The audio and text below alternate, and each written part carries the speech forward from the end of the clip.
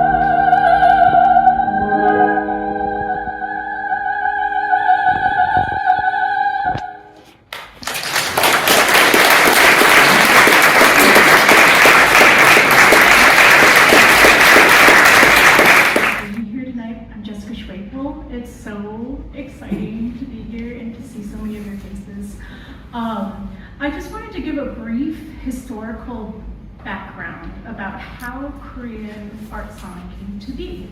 You may be wondering, how is it that Western notation and classical music came to the Korean peninsula? And so they say there's about 3 different ways that Western notation and training came to Korea back during the, late 19th century, early 20th century, with the beginning of the appearance of missionaries, Christian missionaries in Korea. And they brought hymnals and they sang hymnals with their congregations, and that's one way that the Korean public was exposed to Western notation. It was around the beginning of the 20th century when there was an establishment of military bands for the Kingdom of Joseon at the time. And it was at that time when Korean musicians were trained formally with instruments and in music theory and Western music theory. And then came, 1910 to 1945, when Korea was colonized by Japan. And if you know the history of Japan and know that they were embracing Western ideals and Western cultures at that time, much earlier actually, and so they had been training their own composers in Western classical notation. They were very influenced by German later.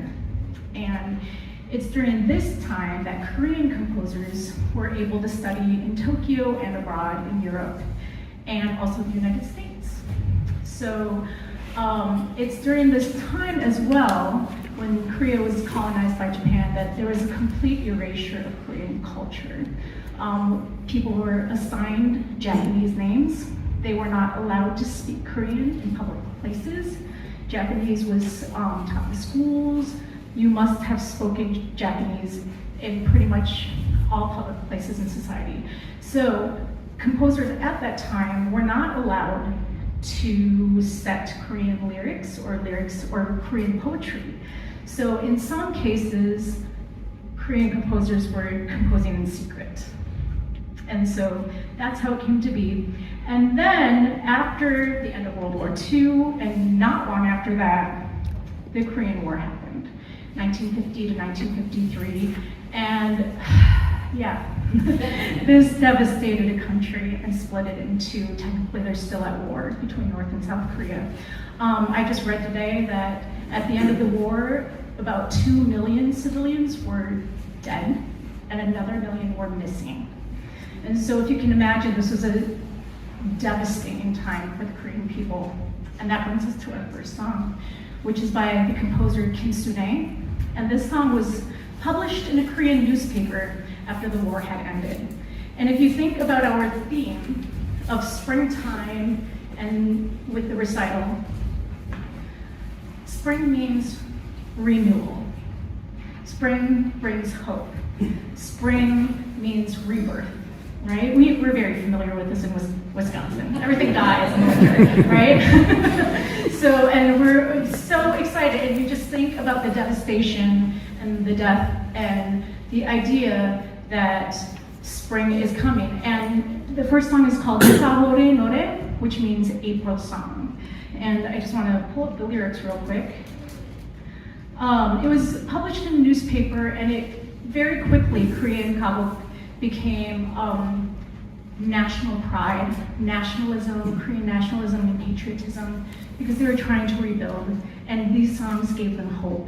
And Kim Sun-ee in particular felt that her music was very important to bring people hope and inspiration at that time. So when April returns, the lamps of life will be brightly lit.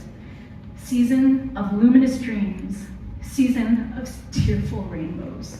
So it was a time to bring renewal to Korea and hope. The second song I will be singing is called Bom Chonyo, and it's about a spring maiden. And the poet is talking about what she's wearing. She's wearing beautiful clothing. Her jacket is kind of over her head, as one did back in the day. Her shoes are like pearls. She's carrying flowers, and he's wondering, where is she going? Well, it turns out she is going to see her lover. And at the end of the poem, the poet says, maybe she's coming to my house. I think I might ask her. And then lastly, Saetaryeong, which is Ballad of the Birds. I was just looking at the robins last week and saying, oh, the robins are here. And this is, you can see the birds. The birds are returning to Korea. It's a really great time. And you'll hear me sing the bird songs. And it's a time of happiness, a time for growth, a time for plentiful food again.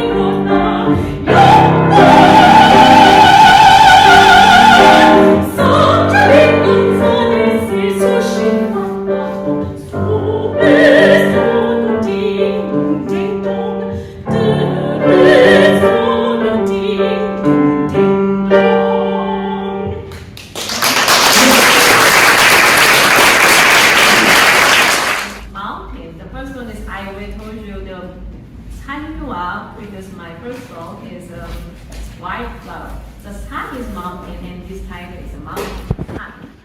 And then in this song there are some three characters. There's a maiden and there's a deer. And then there is the beautiful flower in the spring flower. And then they are kind of talking with mountains. So if you in the mountain, you stay there and you can hear lots of the sounds from the mountains. So you may hear some kind of the mountain sounds in this song. And the second song is another the piano, or more of our piano. So it may be late May in Korea. There's lots of piano, like here, and then in the early June. So the person, actually the composer, looking at the piano, and he's waiting and waiting until there's when it's coming, when he's grooming. Finally, the piano is grooming, and he said, one more, one more piano. So there's kind of we can see that, you can hear that the connection between the flowers and this person. So yeah, if you're a good gardener, you may be talking a lot if you have a place, right? So that kind of one. The last one is in the clouds of the flowers, in the middle of the flowers. So this is a song has a kind of two parts. The beginning is that there's a lot of flowers, spring flowers, everybody's so happy. And suddenly the music changes, the darkening moves, and then the recollecting the hardship. Maybe, and naturally it's from the winter time, the hardness, but they are all happy because they are overcome. They are recovering from the winter. They endure. And finally they got the spring, so it's happy about spring song. It's actually, so yes.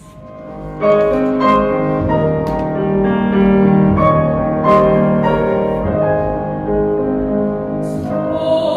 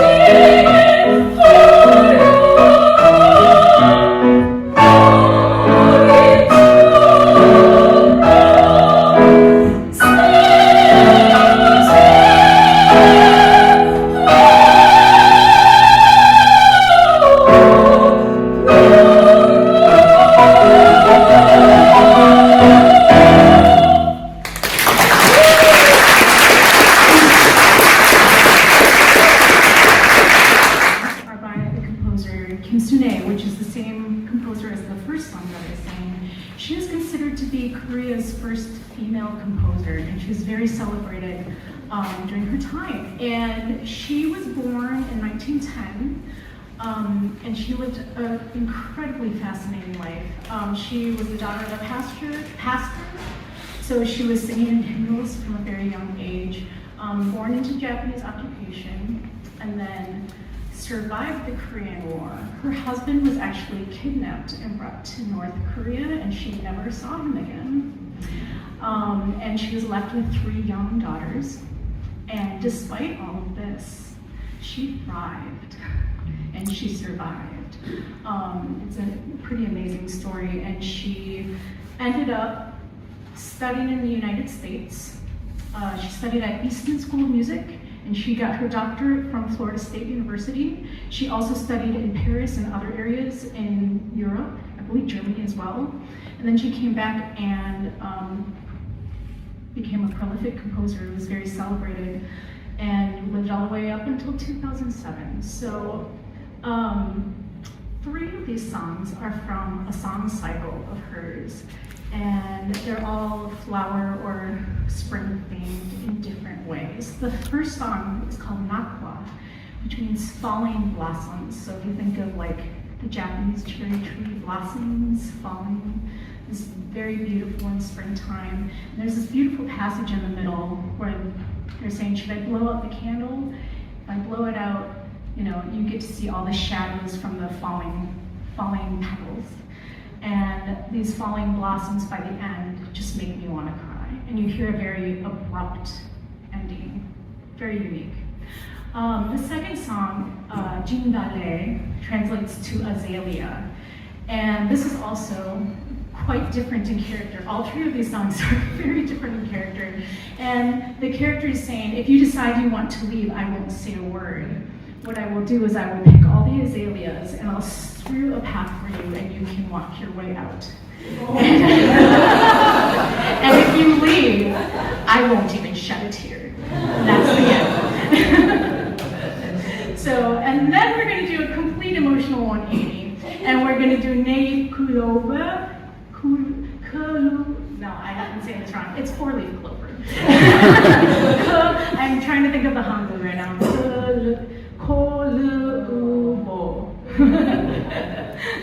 Sorry. And so, but it translates to 4-leaf clover, and this was actually her first song that she composed when she was, I believe, a piano student at Yyeol University. And after she wrote the song in one night, she decided, I'm going to be a composition major. And there's stories about her and her friends picking or searching for 4-leaf clovers in the university. It brings happiness, it brings love, it brings good luck. And so it's a great fortune. So these are the 3 songs by Kim Su-nae.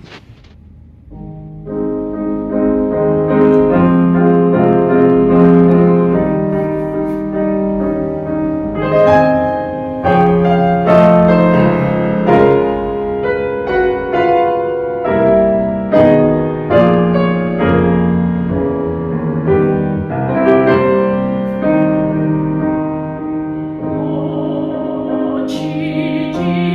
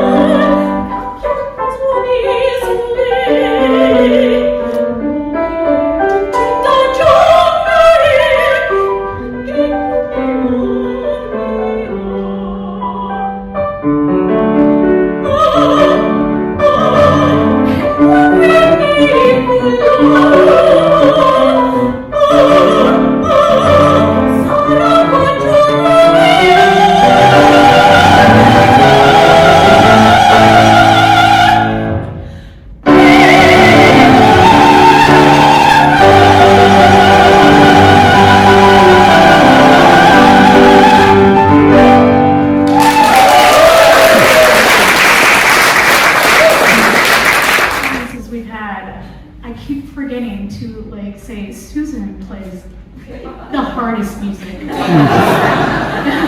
And she does a like miraculous job.